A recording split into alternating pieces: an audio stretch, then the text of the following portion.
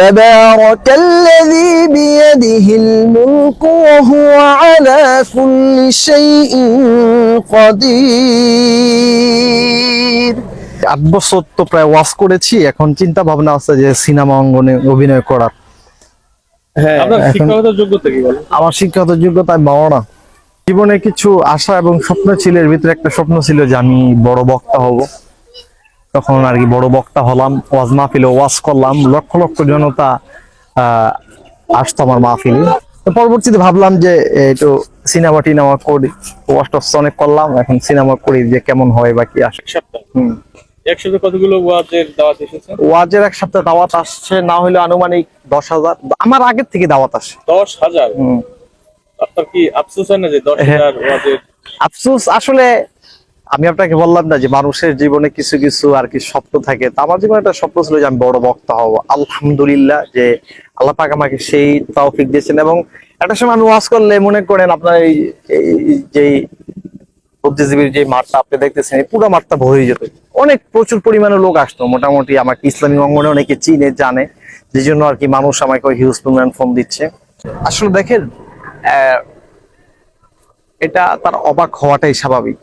আরো বেশি অবাক হবে এই কারণে যে ওয়াজ মাহফিলের অঙ্গনে যতদিন ছিলাম, বক্তারা ওয়াজের মঞ্চটাকে যেভাবে উশৃঙ্খলা এবং নষ্ট করতেছে, আমি যদি আমার লাইফে আমি উল্টাপাল্টা বা যাই করি, ইসলামিক দিক থেকে বা মানুষের যে কোরআন প্রেমিকের যে ওই জায়গাটা, আমি ওইখানে কোনোদিন চুল পরিমাণ সেখানে আমি আপনার কোন ধরনের আপনার ডিস্টার্ব এবং উল্টাপাল্টা এগুলা কিছুই বলি না।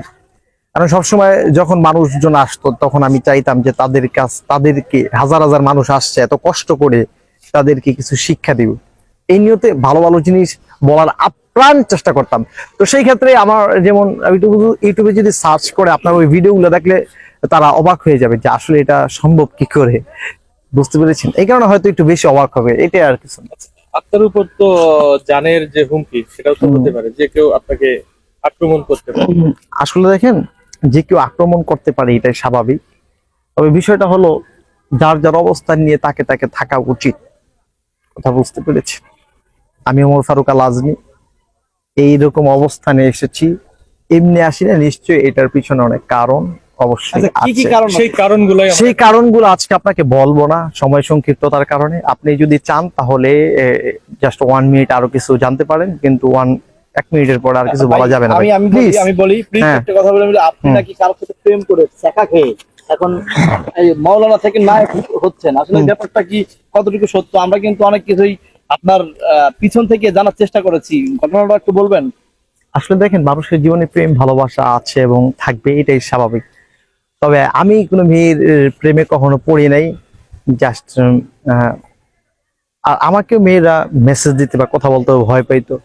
যাই হোক, ওই প্রেম প্রীতির বিষয়টা না বললে। প্রেম প্রীতির বিষয়টা কি আসলে সঠিক কিনা, যেহেতু আপনি একজন মানে সঠিক ভাই শুনেন, আমি আপনাকে বলি, আপনি একজন সাংবাদিক মানুষ, সম্মানিত মানুষ, আপনাদেরকে সম্মান করা উচিত, কারণ হলো আপনার জাতির বিবেক। কিন্তু বিষয়টা হচ্ছে যে এই প্রেম প্রীতির যে বিষয়টা, সেটা মনে করেন মিডিয়াতে আসলে ওপেনলি বলা এরকম ঠিক না, কারণ এর পার্সোনালিটি বিষয়।